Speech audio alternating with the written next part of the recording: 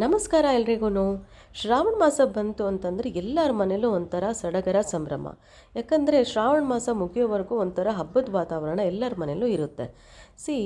ಬರೀ ಪೂಜೆಗಷ್ಟೇ ನಾವು ಕಾನ್ಸಂಟ್ರೇಟ್ ಮಾಡ್ತೀರಾ, ಮನೆಗೂ ಸ್ವಲ್ಪ ಕಾನ್ಸಂಟ್ರೇಟ್ ಮಾಡಬೇಕಲ್ವಾ. ಮನೆಯಂತೂ ಚೇಂಜ್ ಮಾಡಲಿಕ್ಕಾಗಲ್ಲ. ಅದಕ್ಕೆ ನಾವು ಇಂಟೀರಿಯರ್ಸ್ನ ಈ ಥರ ಮಾಡ್ಕೋಬೋದು. ನೋಡಿ, ಈ ಥರ ವಾಲ್ ಹ್ಯಾಂಗಿಂಗ್ಸ್ ಮಾಡ್ಕೋಬೋದು. ಹಾಗೆ ಈ ಸಲ ನಾವು ವಾಲ್ ಪೇಂಟಿಂಗ್ ಮಾಡಿದ್ವಿ. ಅದರಲ್ಲಿ ಈ ಥರ ಒಂದು ಬುದ್ಧ ಡಿಸೈನ್ ಮಾಡಿದ್ದೆ ನಾನು. ಅದೇ ಥರ ನೆಕ್ಸ್ಟು ನಾವು ದೇವಿಗೆ ಅಂಥೇಳಿ ವಿವಿಧ ಬಗೆಯ ಒಂದು 5 ತರಹದ ತಿಂಡಿಗಳನ್ನ ನಾನು ನೈವೇದ್ಯಕ್ಕೆ ಅಂತ ಮಾಡಿರ್ತೀನಿ. ಈ ಸಲ ಚಕ್ಲಿ, ಕೋಡ್ಬಳೆ, ನಿಪ್ಪಟ್ಟು, ರವಾ ಉಂಡೆ, ಕರ್ಜಿಕಾಯಿ ಇಷ್ಟನ್ನು ಮಾಡಿದ್ದೀನಿ. ಈ ವಿಡಿಯೋದಲ್ಲಿ ಶಾರ್ಟ್ ಆ್ಯಂಡ್ ಸ್ವೀಟಾಗಿ ಅದನ್ನೆಲ್ಲ ಯಾವ ಥರ ಮಾಡೋದು ಅಂತ ಹೇಳ್ಕೊಡ್ತೀನಿ. ಫಸ್ಟು 1 ಕಪ್ ರವೆ ತೊಗೊಳ್ಳಿ, 1 ಕಪ್ ಅಕ್ಕಿ ಹಿಟ್ಟು, ಆಮೇಲೆ 1 ಕಪ್ ರವೆ ಸೇಮ್ ಪ್ರಮಾಣದಲ್ಲಿ ತೊಗೋಬೇಕು. ಇದು ನಿಪ್ಪಟ್ಟು ಮಾಡಲಿಕ್ಕೆ ತೋರಿಸ್ತಾ ಇದ್ದೀನಿ ನಾನು. ಓಕೆ, ಆಮೇಲೆ ಅರ್ಧ ಕಪ್ ಮೈದಾ ಹಿಟ್ಟು ತೊಗೊಳ್ಳಿ. ಇದು ಅರ್ಧ ಕಪ್ ಹುರಿಗಡಲೆ ಹಿಟ್ಟು. ಇದನ್ನೆಲ್ಲನೂ ನಾವು ಚೆಂದ ಮಿಕ್ಸ್ ಮಾಡಿಕೊಂಡು ಪಕ್ಕದಲ್ಲಿ ನೋಡ್ತಾ ಇರ್ಬೋದು, ಒಂದು ಕಡೆ ನಾನು ನೀರು ಕಾಯಿಸ್ಲಿಕ್ಕೆ ಇಟ್ಟಿದ್ದೀನಿ, ಒಂದು ಕಡೆ ಎಣ್ಣೆ ಬಿಸಿ ಮಾಡ್ಕೊಳ್ತಾ ಇದ್ದೀನಿ. ಕಾದಿದ್ದ ಎಣ್ಣೆನ ಹಾಕಬೇಕು. ಆಮೇಲೆ ಉಗುರು ಬೆಚ್ಚಗೆ ನೀರು ಕಾಯಿಸ್ಕೊಂಡು ಇದಕ್ಕೆ ಮಿಕ್ಸ್ ಮಾಡ್ಕೋಬೇಕು. ನೋಡಿ, ಉಪ್ಪು ರುಚಿಗೆ ಎಷ್ಟು ಬೇಕಷ್ಟು ಉಪ್ಪು ಹಾಕ್ಕೊಳ್ಳಿ. ಸ್ವಲ್ಪ ಚಿಲ್ಲಿ ಫ್ಲೇಕ್ಸ್ ಇತ್ತು, ಅದನ್ನು ಆ್ಯಡ್ ಮಾಡ್ತಾಯಿದ್ದೀನಿ. ಅಚ್ಕಾರದ ಪುಡಿ ಹಾಕ್ಕೊಳ್ಳಿ. ಆಮೇಲೆ ಕುಟ್ಟಿ ಪುಡಿ ಮಾಡಿದ್ದಂಥ ಕಡಲೆ ಬೀಜ, ಆಮೇಲೆ ಹುರ್ಗಡ್ಲೆ ಅದನ್ನು ಹಾಕ್ಕೊಳ್ಳಿ. ಈ ಬಿಸಿ ನೀರಂತ ಏನು ಕಾಯಿಸಿದ್ನಲ್ಲ, ಉಗುರು ಬೆಚ್ಚಿನ ನೀರು, ಅದನ್ನು ಮಿಕ್ಸ್ ಮಾಡ್ತಾ ಈ ಥರ ಅದಕ್ಕೆ ಕಲಿಸ್ಕೊಂಡು, ನಿಮ್ಮ ಹತ್ರ ಒತ್ತೋದು ಈ ಥರ ಇತ್ತು ಅಂತಂದರೆ ಅದರಲ್ಲಿ ಪ್ಲಾಸ್ಟಿಕ್ಕು ಇಲ್ಲ ಏನಾದರೂ ಇಟ್ಬಿಟ್ಟು ಅದನ್ನು ಪ್ರೆಸ್ ಮಾಡಿ ಈ ಥರ ನಿಪ್ಪಟ್ಟು ಗರಿ ಗರಿಯಾಗಿ ಬರುತ್ತೆ.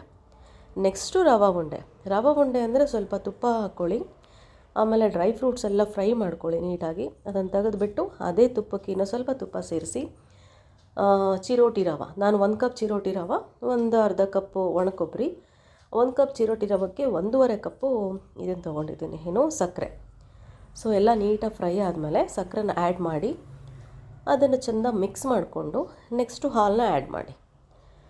ನೋಡಿ, ಈಸಿಯಾಗಿ ಸಕ್ಕರೆ ಪಾಕ ಮಾಡ್ದಿರಾನೇ ರವೆ ಉಂಡೆ ಕಟ್ಬೋದು. ಎಷ್ಟು ಚೆನ್ನಾಗಿ ಬಂದಿದೆ ನೋಡಿ.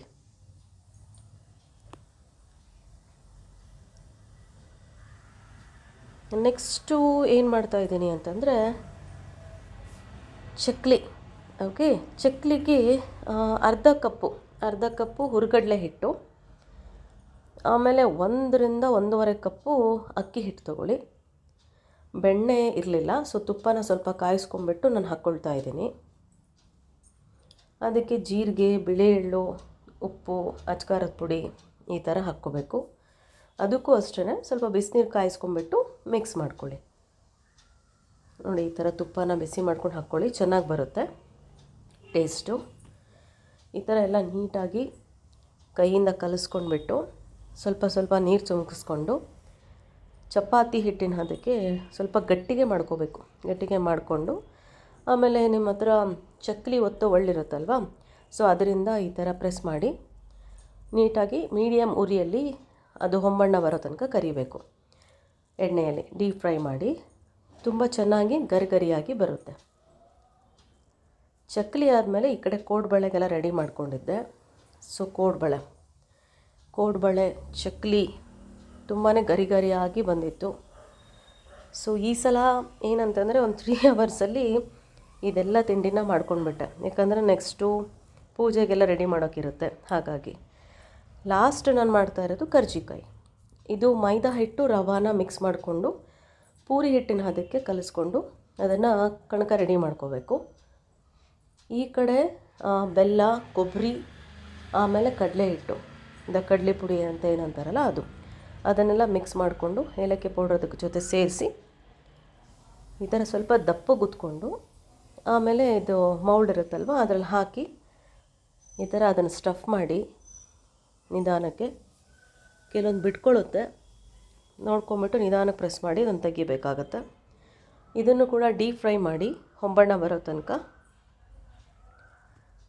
ಇಷ್ಟೆಲ್ಲ ಆಯಿತು. ದೇವಿಗೆ ಒಂದು 5 ವಿವಿಧ ಬಗೆಯ ತಿಂಡಿಗಳು ರೆಡಿ ಆಯಿತು ಈ ಸಲ ನಮ್ಮ ವರಮಹಾಲಕ್ಷ್ಮಿ ಪೂಜೆಗೆ. ಬೆಂಗಳೂರಲ್ಲಿ ಯೂಶ್ವಲಿ ಎಲ್ಲರ ಮನೇಲೂ ಕೂಡ ತುಂಬಾ ಅದ್ಧೂರಿಯಾಗಿ ಆಚರಿಸೋ ಹಬ್ಬ ಅಂತಂದರೆ ವರಮಹಾಲಕ್ಷ್ಮಿ. ನಿಮ್ಮೆಲ್ಲರಿಗೂ ವರಮಹಾಲಕ್ಷ್ಮಿ ಹಬ್ಬದ ಶುಭಾಶಯಗಳು. ಧನ್ಯವಾದ.